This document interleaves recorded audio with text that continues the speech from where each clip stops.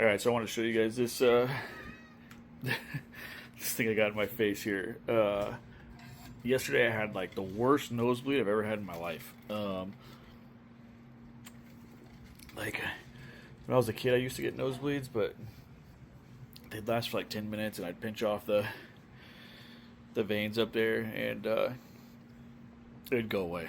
And I haven't had them like much recently, but I woke up yesterday and I'm sitting in my bed and it starts bleeding and I was like, all right, I'm gonna do what I usually do. So I'm like trying to pinch it off. It's not working.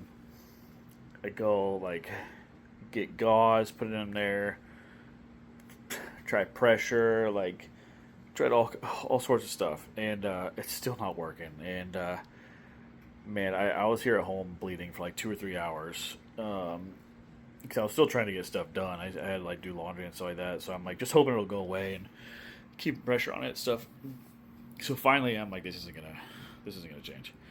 So I go to the ER, and they're full, of course. And so I'm just like sitting out in the front room, the waiting room, and it's moving, like the blood is moving, and so it just won't stop.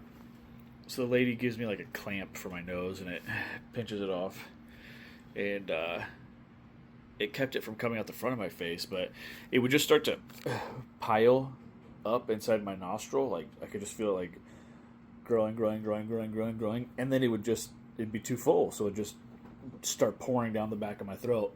And so, man, I swallowed so much blood yesterday. I was sick because it took like 3 hours to get in there and get seen.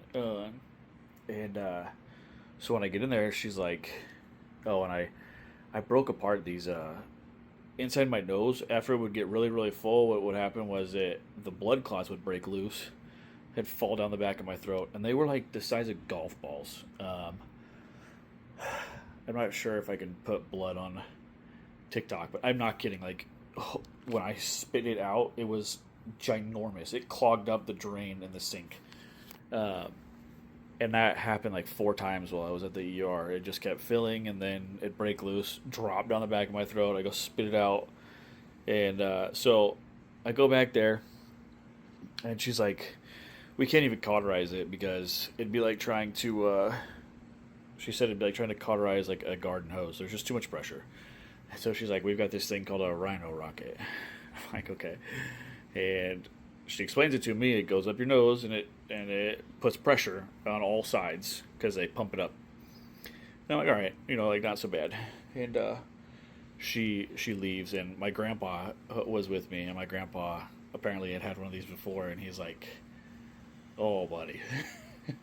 Like, you're not gonna like this. So I'm like, I'm thinking like, how bad could it be? It just goes up your nose, what I mean? And so she comes in with this thing, and it's like like a tampon and a half in length. And I'm like, there's no way that's gonna go up my nose. You know what I mean? I figured she put it in like an inch or something. Well, no, fuck no. I lay back, and she rams this thing like up into my brain, and I'm like, there's no way it can go farther. And then it keeps going farther, and then she pumps it up. There's like a little pump here, pumps it up, and it puts this pressure on me. But I'll show you a video for how they do it.